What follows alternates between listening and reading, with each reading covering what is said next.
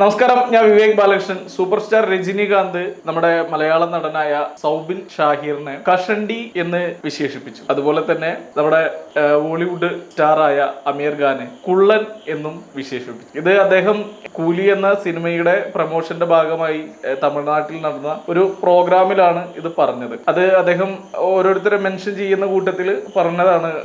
സൗബിൻ ഷാഹിർ ഇങ്ങനെ കഷണ്ടിയുള്ള ആളാണ്. അതുപോലെ തന്നെ മറ്റു നടന്മാരെ വെച്ച് നോക്കിയാൽ ഷാറുഖ് ഖാനെയും സൽമാൻ ഖാനെയും ഒക്കെ വെച്ച് നോക്കിയാൽ അമീർ ഖാൻ എന്ന് പറയുന്നത് കുറച്ചും കൂടെ ഹൈറ്റ് കുറഞ്ഞ ആളാണ്. എന്നിട്ടും തലയെടുപ്പോട് കൂടി അദ്ദേഹം നിൽക്കുന്നു എന്നും ആണ് അദ്ദേഹം പറഞ്ഞത്. മാത്രമല്ല, അമീർ ഖാനെ കുറിച്ച് പറഞ്ഞത് ഈ ഒരു കൂലി എന്ന് പറയുന്ന സിനിമയിൽ വളരെ കുറച്ച് സീനുകൾ മാത്രമേ അമീർ ഖാൻ അഭിനയിക്കുന്നുള്ളൂ. അപ്പോൾ അതിന് അദ്ദേഹം ഡേറ്റ് കൊടുത്തു എന്ന് പറഞ്ഞപ്പോൾ ശരിക്കും പറഞ്ഞാൽ നമ്മുടെ സ്റ്റൈൽ മന്നൻ അത്ഭുതപ്പെട്ടു പോയി. കാരണം ലോകേഷിനോട് ചോദിച്ചു, ഇദ്ദേഹം നമുക്ക് ഡേറ്റ് തന്നോ എന്നത്. കാരണം ഈ ഒരു സിനിമ കമ്മിറ്റ് ചെയ്യണമെങ്കിൽ തന്നെ അമീർ ഖാൻ 2 വർഷം എടുക്കും എന്നാണ് രജനീകാന്ത് പറയുന്നത്. അപ്പൊ അങ്ങനെ ഒരാള് നമ്മുടെ സിനിമയിലേക്ക് ജോയിൻ ചെയ്തു എന്ന് കേട്ടപ്പോൾ വളരെ സന്തോഷമായി. അതുപോലെ തന്നെ സൗബിൻ ഷാഹിറിനെ രജനീകാന്തിനെ അറിയില്ല, മുമ്പ് കണ്ടിട്ടില്ല.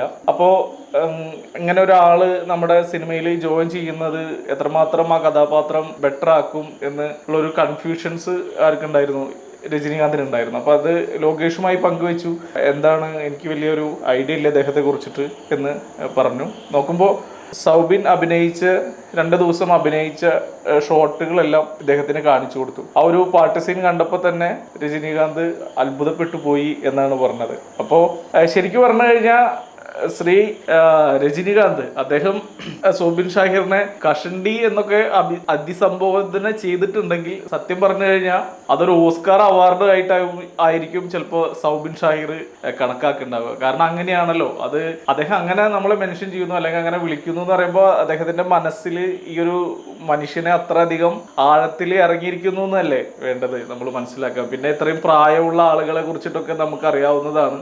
മമ്മൂട്ടി ഇതുപോലെ ജൂഡാന്റണിനെ മുടി ഇല്ല എന്ന് പറഞ്ഞിട്ട് പിന്നീട് അദ്ദേഹം മാപ്പ് പറയുകയൊക്കെ ചെയ്തു. അപ്പൊ ജൂഡാന്റണി പറഞ്ഞിരുന്നത് അതിന്റെ ഒന്നും ഒരു ആവശ്യമില്ല, എന്ത് പരിപാടിയാണ് നമുക്ക് കാണിച്ചത് എന്നൊക്കെ പറഞ്ഞിട്ട് ജൂഡാന്റണി പോസ്റ്റ് ഇട്ടിട്ടുണ്ടായിരുന്നു. അപ്പൊ ഒരു വയസ്സായിട്ടുള്ള ആളുകൾ അല്ലെങ്കിൽ പ്രായം കുറഞ്ഞ ആളുകൾ നമ്മൾ ചിലർ മെൻഷൻ ചെയ്യും. നമ്മുടെ വീട്ടിലൊക്കെ പഴയ കാരണന്മാരുണ്ടെങ്കിൽ അറിയാൻ പറ്റും. അവര് നമ്മുടെ വീട്ടിലേക്ക് ആരെങ്കിലും വരുന്നുണ്ടെങ്കിൽ അവരുടെ ജാതി മെൻഷൻ ചെയ്തിട്ടൊക്കെ പറയും, ഇവിടെ ഇന്നൊരാള് നിന്നെ കാണാൻ വന്നിട്ടുണ്ടായിരുന്നില്ല, ആ മറ്റോന്റെ മോൻ നിന്നെ കാണാൻ വന്നിട്ടുണ്ടായിരുന്നില്ല. അതൊരു കാലഘട്ടത്തിന്റെ മനസ്സിൽ പതിഞ്ഞു പോയിട്ടുള്ള ഒരു സമ്പ്രദായമാണ്. അത് മാറുക എന്ന് പറയുന്നത് എളുപ്പമല്ല. പക്ഷെ രജനീകാന്തിനെ സംബന്ധിച്ചിടത്തോളം അദ്ദേഹം ഇവിടെ പറഞ്ഞത് അത് കൂടുതൽ ഇഷ്ടം കൊണ്ട് പറഞ്ഞതായിരിക്കുള്ളൂ എന്നാണ് തോന്നുന്നത്. ഒരു 90 കിഡ്സും 80 കിഡ്സും ഒക്കെ അത് മനസ്സിലാവും. അദ്ദേഹത്തിന്റെ ആ ഒരു വൈബ് എന്താണെന്നും അദ്ദേഹം പറഞ്ഞ കാര്യങ്ങൾ എന്താണെന്നൊക്കെ ഉള്ളത് മനസ്സിലാവും. പക്ഷെ ഇവിടെ സംഭവിച്ചത് കുറച്ച് 2K കിഡ്സോ അല്ലെങ്കിൽ ഇപ്പോൾ പുരോഗമനമായി ഒരുപാട് കാര്യങ്ങളിലേക്ക് സാഹിത്യപരമായിട്ടും ക്രിയേറ്റിവിറ്റി ആയിട്ടൊക്കെ ചിന്തകൾ മാറി തുടങ്ങിയ ഒരു കാലഘട്ടമാണ്. അപ്പൊ അവരിൽ ആരോ ഒരു കമന്റ് ഇട്ടതാണ്, ഇദ്ദേഹം ഇത് മറ്റു നടന്മാരാണ് പറഞ്ഞതെങ്കിൽ, അതായത് മോഹൻലാലിനെയും അങ്ങനെ കുറെ നടന്മാരെ പേര് പറഞ്ഞിട്ട് ഇത് അവരാണ് പറഞ്ഞിരുന്നെങ്കിൽ ഇത് ബോഡി ഷെയ്മിങ് ആവില്ലേ, അങ്ങനെ ആവില്ലേ, ഇങ്ങനെ ആവില്ലേ എന്നൊക്കെ പറഞ്ഞിട്ട് ഗംഭീര വഴക്കാണ് ഉണ്ടായത്. അപ്പൊ മൊത്തം പറഞ്ഞു കഴിഞ്ഞാൽ രജനീകാന്ത് ഇവരെ 2 പേരും അധിക്ഷേപിച്ചു എന്നാണ് ഒരു ജനവിഭാഗം പറയുന്നത്. ശരിക്കും പറഞ്ഞാൽ ഇതൊരു അധിക്ഷേപമായിട്ടല്ല. ഒരാൾ ഹൈറ്റ് കുറഞ്ഞിട്ടുണ്ടെങ്കിൽ അയാളെ അതൊരു എന്നിട്ട് പോലും അദ്ദേഹം തല ഉയർത്തി നിൽക്കുന്നു എന്ന് പറയുമ്പോൾ അയാളെ ശരിക്കും പറഞ്ഞാൽ അപ്രിഷിയേറ്റ് ചെയ്യുകയാണ് ചെയ്യേണ്ടത്. ഒരു സിനിമയ്ക്കകത്ത് നമുക്കറിയാം, നമ്മുടെ മലയാള സിനിമ നോക്കിക്കഴിഞ്ഞാൽ തന്നെ അറിയാം. അത് അതിലേക്ക് കടന്നാൽ പിന്നെ ഈഗോ അടിച്ചിട്ട് കുറെ കാര്യങ്ങൾ പറയേണ്ടി വരും. അതിലേക്ക് കടക്കുന്നില്ല. നമ്മുടെയൊക്കെ ഒരു ധാരണ ഇത്ര ഹൈറ്റ് വേണം, നല്ല നിറം വേണം, പിന്നെ മറ്റുള്ള കുറെ ഘടകം കൂടി ഉണ്ടെങ്കിലേ ഒരാൾക്ക് ഒരു നായക നിരയിലേക്ക് എത്താൻ പറ്റുള്ളൂ എന്നൊക്കെയാണ്. പിന്നെ മാത്രമല്ല, ഇതിനെ കുറിച്ച് പറയണമെങ്കിൽ വീണ്ടും കുറെ കാര്യങ്ങൾ കയറി വരും. ഈ കറുപ്പ് എന്ന് പറയുന്ന ഒരു സംഭവം, കറുത്ത നടന്മാര് നമ്മുടെ മലയാള സിനിമയിലില്ല, കറുത്ത നായകന്മാര് നമുക്കില്ല. ഇത് പറഞ്ഞ മലയാളികൾ ആദ്യം പറയുന്ന ഒരു കാര്യം എന്ന് പറയുന്നത്, രജനീകാന്തിനെ കണ്ടില്ലേ, രജനീകാന്ത് കറുപ്പാണല്ലോ, എന്നിട്ട് നമ്മൾ അംഗീകരിക്കുന്നില്ലേ എന്നാണ് പറയുന്നത്. രജനീകാന്ത് കറുപ്പ് എന്നുള്ളതല്ല, തമിഴ്നാട്ടിലെ ഒട്ടുമിക്ക ആൾക്കാരും കറുപ്പന്മാരാണ്. എത്രയോ നടന്മാരെ നമുക്ക് എടുത്തു നോക്കിക്കഴിഞ്ഞാൽ അവരൊക്കെ കറുപ്പാണ്. അപ്പോ അവരെ കറുപ്പിന്റെ അടിസ്ഥാനത്തിൽ മാറ്റി നിർത്താൻ പറ്റില്ല. പക്ഷെ കേരളത്തിൽ അതിശക്തമായി കറുപ്പിന്റെ അടിസ്ഥാനത്തിൽ ആളുകളെ മാറ്റി നിർത്തുന്നുണ്ട്. നമുക്കറിയാലോ, നിങ്ങൾ ഇപ്പോൾ ഒരു മലയാള സിനിമയിൽ മുൻനിര നായകന്മാർ തൊട്ടിട്ട് നായകരായിട്ട് അഭിനയിക്കുന്ന ആൾക്കാരുടെ എണ്ണം എടുത്ത് നോക്കി അവരുടെ കളർ ഒന്ന് നോക്കിക്കഴിഞ്ഞാൽ അറിയാം നമ്മൾ എത്ര പേരെ കറുത്ത ആൾക്കാരെ അക്സെപ്റ്റ് ചെയ്തിട്ടുണ്ട്. ഒക്കെ പോട്ടെ, ഒരു നായിക, ഒരു കറുത്ത നിറമുള്ള ഒരു നായികനെ നമ്മൾ ഇന്ന് വരെ കണ്ടിട്ടുണ്ടോ?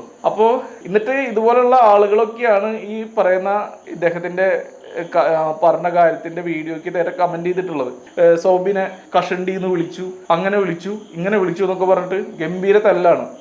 എനിക്ക് തോന്നുന്നത് സൗബിൻ ഷാഹിർ എന്ന് പറയുന്ന നടൻ എനിക്ക് അത്ര വലിയ ഇഷ്ടമോ അല്ലെങ്കിൽ അദ്ദേഹം ഒരു പ്രതിഭയാണ് എന്നൊന്നും ഞാൻ പറയുന്നില്ല. പക്ഷെ ഈ ഒരു സിനിമയ്ക്കകത്തുള്ള മോണിക്ക എന്നുള്ള പാട്ടില് അദ്ദേഹത്തിന്റെ പ്രകടനം എന്ന് പറയുന്നത് പറയാതിരിക്കാൻ പറ്റാത്ത ഒന്നാണ്. മാത്രമല്ല എന്താ പറയാ, അങ്ങനെ ഡാൻസ് ചെയ്യണമെങ്കിൽ അദ്ദേഹം മുന്നേ ഒരു ഡാൻസർ ആയിരുന്നു എന്നാണ് തോന്നുന്നത്. അങ്ങനെ ഒരാൾക്ക് മാത്രമേ അത്രയും ഗംഭീരമായിട്ട് ഡാൻസ് ചെയ്യാൻ പറ്റുള്ളൂ. മാത്രമല്ല അദ്ദേഹത്തിന്റെ ഒരു കൗമാരത്തിലുള്ള ആ ഒരു സ്റ്റൈലും അല്ലെങ്കിൽ അന്നത്തെ കാലഘട്ടത്തിലെ ആൾക്കാരുടെ ആ ഒരു ആറ്റിറ്റ്യൂഡും ഒക്കെ ഈ പാട്ടിൽ നമുക്ക് കാണാൻ പറ്റും. സൗബിൻ ഈ ഒരു കാര്യത്തിൽ ഒന്നും പറയാനില്ല, അതിഭീകരം തന്നെയാണ്. അദ്ദേഹം സ്റ്റേജിന്മേൽ ഡാൻസ് ചെയ്തതും സിനിമയ്ക്കകത്ത് ഡാൻസ് ചെയ്തതും ഗംഭീര പെർഫോമൻസ് എന്നാണ്. ഞാൻ ആ സിനിമ കണ്ടിട്ടില്ല, ഇന്നാണ് സിനിമ ഇറങ്ങുന്നത്. നാളെ മറ്റന്നാളായിട്ട് എന്തായാലും സിനിമ കാണുന്നതായിരിക്കും, അതിന്റെ റിവ്യൂ പറയുന്നതായിരിക്കും.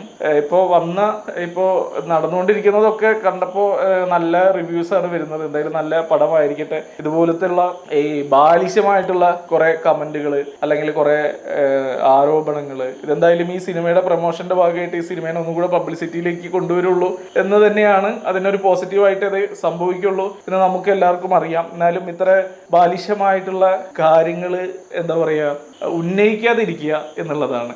രജനീകാന്തിനെ പോലെയുള്ള ആളുകളൊക്കെ സൗബിനെ എന്ത് വിളിച്ചാലും അത് സൗബിൻ എന്ന് പറയുന്ന നടന് അതൊരു അംഗീകാരം തന്നെയാണ് എന്നുള്ള കാര്യത്തിൽ സംശയമില്ല.